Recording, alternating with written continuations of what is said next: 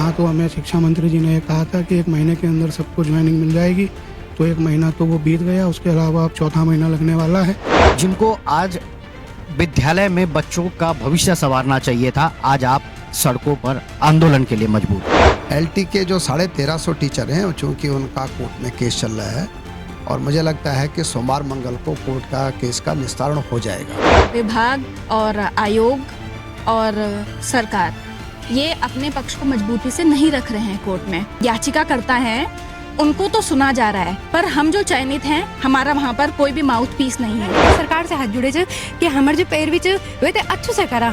तो जब तक छात्र सड़कों पर नहीं आते हैं उनको कोई सुनने को तैयार नहीं होता। शिक्षकों की कमी से पहले ही प्रदेश जूझ रहा है। ऐसे में जो शिक्षक मेहनत करके और प्रतियोगी परीक्षा पास कर चुके हैं, उनको नियुक्ति देने के बजाय शिक्षा विभाग कागजी खेल में पूरे सिस्टम को गुमराह कर रहे हैं, जिससे हजारों शिक्षकों का भविष्य खराब हो रहा है। खुद सिस्टम जानता है क्या है कमी।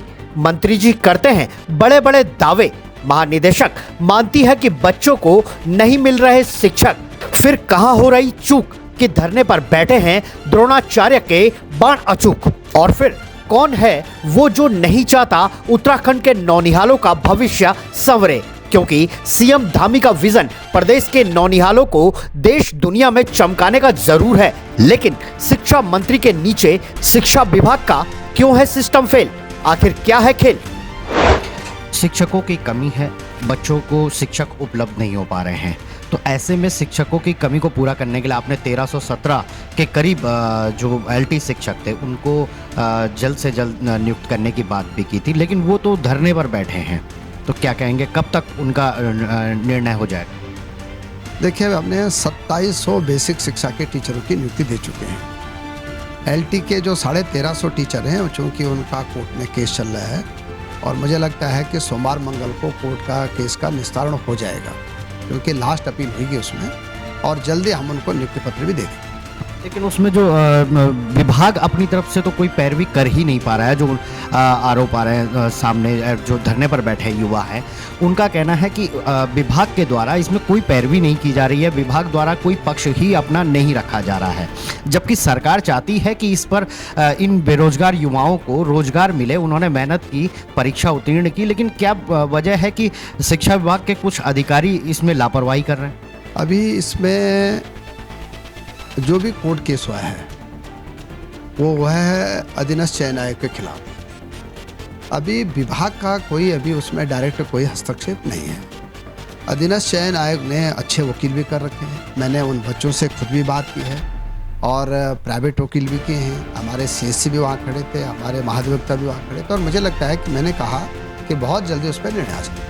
सहायक अध्यापक के पदों पर चयनित युवाओं ने नियुक्ति की मांग को लेकर माध्यमिक शिक्षा निदेशालय में 10वें दिन भी धरना प्रदर्शन जारी रखा। युवाओं ने चेतावनी दी है कि जब तक उनकी नियुक्ति नहीं होती तब तक उनका ये प्रदर्शन जारी रहेगा। दरअसल यूके SSSC की परीक्षा पास की, लेकिन विभाग या निर्देशों के दावपेच में इन युवाओं की नियुक्ति प्रक्रिया खटाई में चली गई। अब ऐसे में कुछ चयनित अभ्यर्थी कोर्ट की शरण में चले गए, तो कुछ शिक्षा विभाग की चौखट पर बैठकर विभागीय उदासीनता को जगाने का प्रयास कर रहे हैं। दरअसल शिक्षा विभाग न्यायालय में यदि अपना पक्ष रखता है तो शिक्षकों की मेहनत बेकार नहीं जाएगी, लेकिन शिक्षा विभाग के अधिकारियों की मनमानी ऐसी कि हाईकोर्ट के दिशा निर्देशों के बावजूद विभागीय अधिकारी अपनी कुर्सियों से हिलने को तैयार नहीं है और अपनी गलतियों का ठिंगरा बेरोजगार अभ्यर्थियों पर फोड़ रही है।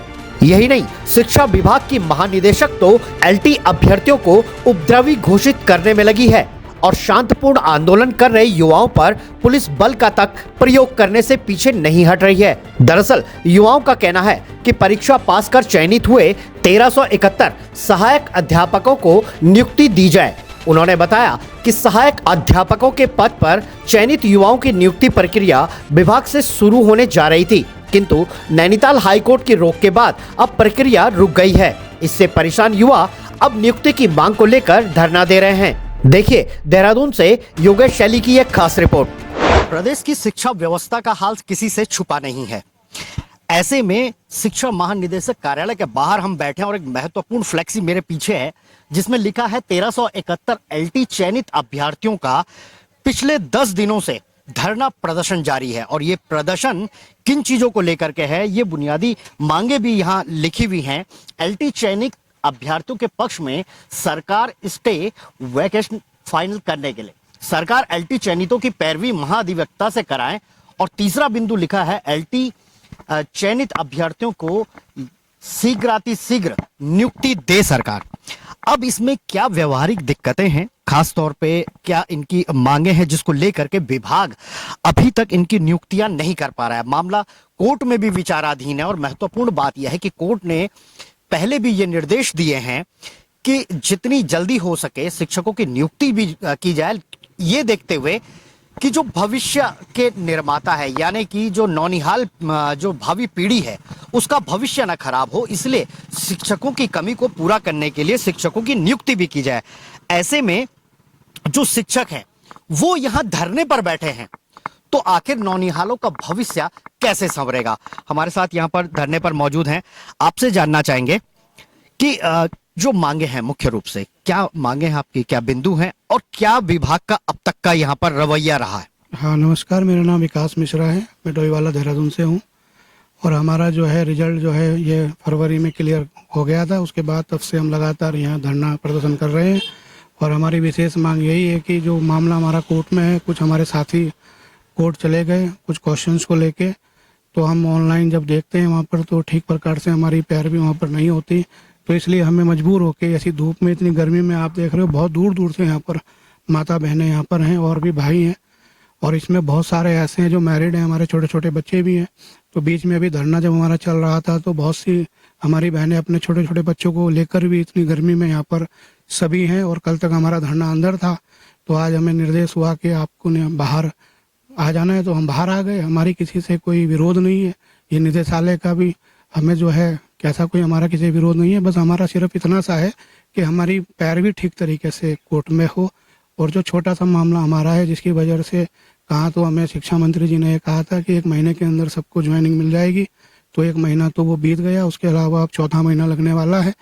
तो इसलिए हम सब जो है यहाँ पर इकट्ठा हैं और हमारी मुख्य मांग यही है कि जो कोर्ट में हमारा मामला है आज भी उसकी सुनवाई, अभी 2 बजे फिर उसकी सुनवाई होनी है। तो इसलिए हम सब यहाँ साथी इतनी भीषण गर्मी में तरह तरह से तकलीफ़ों को झेलते हुए बहुत दूर दूर से यहाँ पर उपस्थित हैं। तो यही हमारी मुख्य मांग है कि हमारी मजबूत पैरवी सरकार करे और हमें जल्द से जल्द जो है नियुक्ति पत्र प्रदान करे। मंचों पर बड़े बड़े वायदे कर देते हैं नेताजी, शिक्षा मंत्री के खास तौर पर बड़े बड़े दावे आते हैं जो शायद हवाई साबित होते हैं। वो इसलिए भी कहा जा सकता है कि दूरस्थ जनपदों से भी यहाँ पर प्रदर्शन में आए हैं। कहाँ से आप आए हैं, पिछले कितने दिनों से यहाँ पर आंदोलन कर रहे हैं? जी, मैं पिथौरागढ़ जिले के धारचूला शहर से आया हूँ और पिछले 10 दिनों से आज हमारे धरने का 10वां दिन है और हम 10-11 दिनों से यहीं धरने पर बैठे हुए हैं। आप लोगों की जो मांगे हैं उस पर क्या वजह है कि विभाग पैरवी नहीं कर पा रहा है? आप लोग शिक्षक हैं जिनको आज विद्यालय में बच्चों का भविष्य संवारना चाहिए था, आज आप सड़कों पर आंदोलन के लिए मजबूर हैं। सर, हमें लगता है कि हमारा अभी तक का जितना भी ये कार्यक्रम रहा है, मतलब धरना प्रदर्शन रहा है, ये सिर्फ इस चीज़ के लिए रहा है कि विभाग और आयोग और सरकार ये अपने पक्ष को मजबूती से नहीं रख रहे हैं कोर्ट में। मतलब हमारे क्वेश्चंस को, जो हमारे एलटी का हमारा क्वेश्चन पेपर हम लोगों को आया था, उसमें कुछ क्वेश्चंस को चैलेंज किया जा रहा है, जबकि क्वेश्चंस को चैलेंज करने वाली प्रक्रिया चलती रहनी चाहिए और जो ये चयन प्रक्रिया है उसको आगे बढ़ा दिया जाना चाहिए। तो हमारी सरकार से सिर्फ एक ही मांग है कि वहाँ पर जो याचिकाकर्ता हैं उनको तो सुना जा रहा है, पर हम जो चयनित हैं हमारा वहाँ पर कोई भी माउथ पीस नहीं है। तो हम सिर्फ अपने लिए यहाँ पर बैठे हैं कि हमको सुना जाए, क्योंकि सर इस पूरी प्रक्रिया में अहित सिर्फ हमारा हो रहा है। नीतियां भी आपने बनाई और नीतियों में परिवर्तन भी आपने किया, ऐसे में इनकी गलती क्या है जिन्होंने मेहनत की, परीक्षा दी, उत्तीर्ण किया और अब नियुक्ति के लिए कड़कती हुई धूप में बैठकर आंदोलन करना पड़ रहा है? क्या कहेंगे? सर मित्र लग दो कि हमारे सबसे बड़ी गलती है कि हम पढ़ना चाह और मेहनत करना चाह। हम उम्मीद रखदा कि हम अगने जावा और हम जो नानतनों को भविष्य हम अपने भविष्य के बारे में सोचना चाह, लेकिन वो नानतनों भविष्य बारे में भी हम सोचना चाह जो आज स्कूल में छिन लेकिन उते शिक्षक नहीं मिल सकना छिन। ये तरह से कई तरह से वो अगने बढ़ सकता ना, कई तरह से हमारे देश का भविष्य बेहतर बन सकदो। तो मैं इन बोलना चाहूँ सरकार से कि सबसे पहले तो वैकेंसी अगर तुम इतना देर में निकलना चाह जन के हर कोई बनो केवल 5 वर्ष तक जो एक योजना चल दी बल तो वो योजना तरह हमारी भर्ती चलना चिन तो इन्नी होना चाहिए। आप अगर भर्ती लाना भी चिन तो आप बगत पर वे पेपर करावा, बगत पर वे रिजल्ट भी निकाला, लेकिन साफ तरीका से। आज देखो एलटी का बहाना कहीं बच्चा जो छिन प्रश्न होते लेकिन कोर्ट जहाँ छिन वो चक्कर में हम जो एक सिलेक्शन हुई जो को तो बेचारे एक घाम में छिन। बिल्कुल भले में हम लोग सब आराम से हम चंदन की हमारे जो धरने से वो हम आराम से कर ला, लेकिन सरकार से हाथ जुड़े चे कि हमारे जो पैरवी चे वे तो अच्छे से करा ताकि मतलब हमारे तक करता उन बच्चों भविष्य भी खराब नहीं हुआ जो आज जो गाल करनी चाहिए नंबर।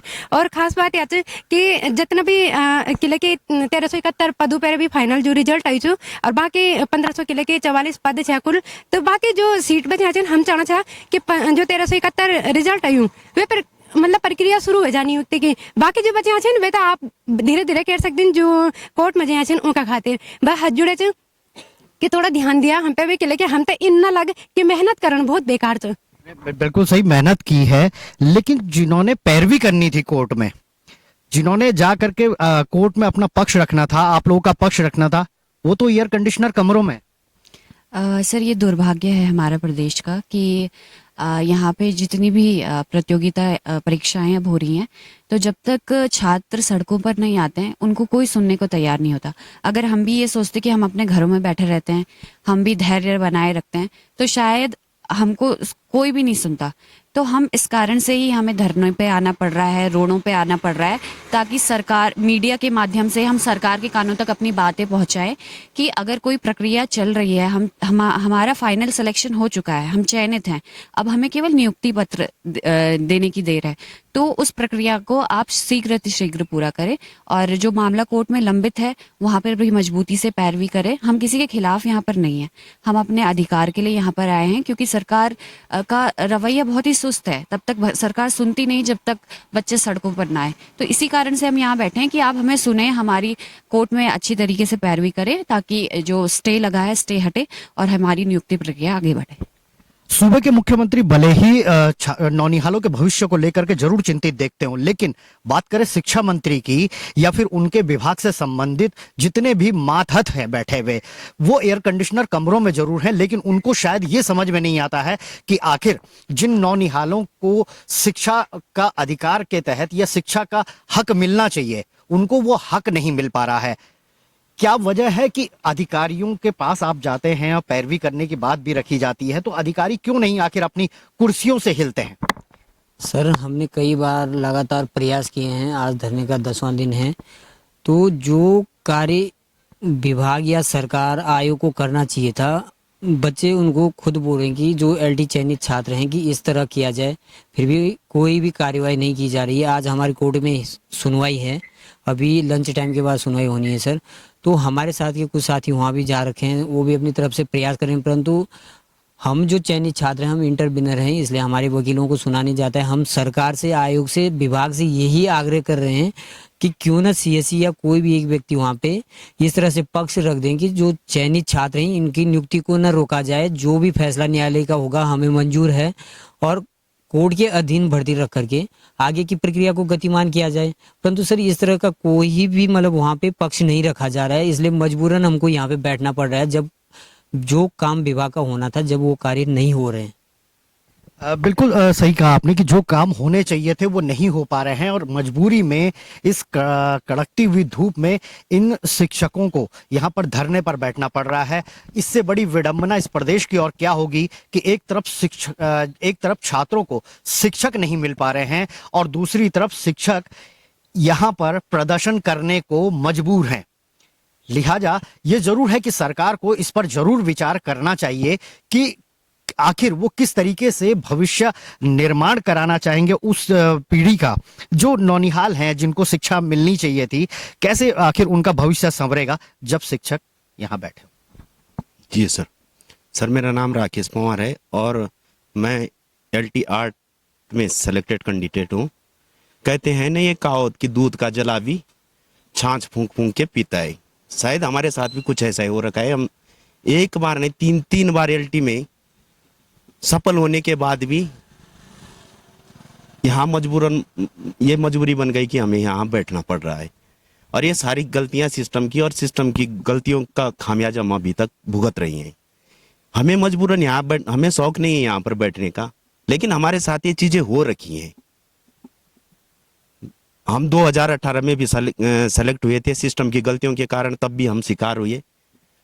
2021 वाली भर्ती थी, ड्राइंग का पूरी भर्ती निरस्त कर दी। अब तीसरी बार सेलेक्ट हो रहे, तो आप देख ही रहे हैं स्थिति, अभी तक नियुक्ति का कोई कहीं से भी वो नहीं दिख रहा। तो हमारी सरकार से यही गुजारिश है कि जल्दी इसमें अच्छी पैरवी करे और कोर्ट से इस स्टे वैकेशन करके, कोर्ट से स्टे हटा के हमको जल्दी नियुक्ति दे। कुल मिलाकर के कहा जा सकता है कि सिस्टम की मार झेल रहे हैं आज ये शिक्षक। आखिर कब सरकार जागती है और पूरा सिस्टम आखिर कब जागता है और इन शिक्षकों को आखिर कब न्याय मिलता है, ये एक बड़ा सवाल है। कैमरामैन हरीश यादव के साथ योगेश शैली, टीवी 24, देहरादून।